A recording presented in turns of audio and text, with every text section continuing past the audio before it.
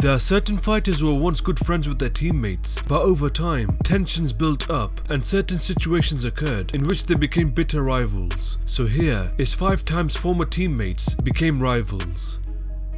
Number 5.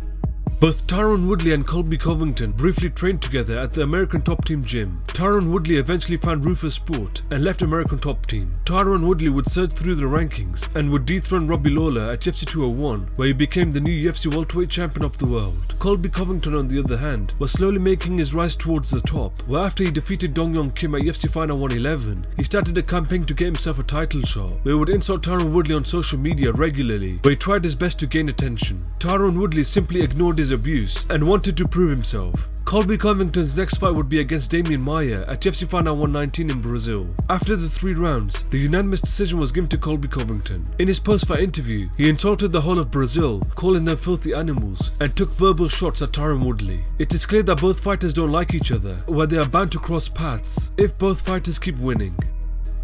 Number 4. Both Nick Lentz and Will Brooks were long-time training partners at the American Top Team gym. When Nick Lentz moved to Henry Hooft's gym, the Combat Club, many fighters from the American Top Team gym were upset, especially Will Brooks. Both fighters started going back and forth on Twitter, where they were eventually booked to face each other at UFC 216. On the day of the weigh-ins, Nick Lentz was pulled from the fight due to medical issues. Will Brooks started trashing him on social media for not making it to the fight, where eventually the fight was booked again for UFC Final 121. In the fight, Nick Lentz was able to submit Will Brooks by a guillotine choke in the second round.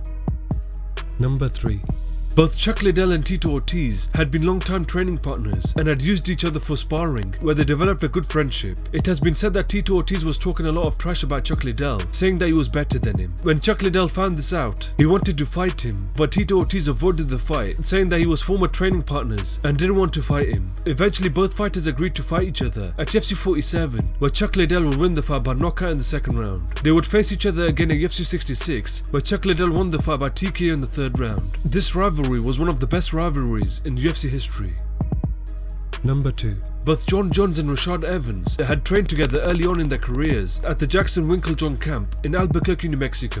John Jones was quickly rising through the rankings and looked like a future world champion. Rashad Evans, on the other hand, was the former UFC light heavyweight champion who was trying to get back to the belt he lost to Lyoto Machida. When John Jones captured the UFC light heavyweight title at UFC 128, things became immediately sour between both fighters, where Rashad Evans left Jackson Wink for the Black Zillions. Both fighters became enemies, where eventually both fighters faced off at UFC 145 for the UFC light heavyweight title. After the 5 rounds, the unanimous decision was given to John Jones, who retained his UFC light heavyweight title. Since that time, both fighters have squashed their beef and they are back to being friends.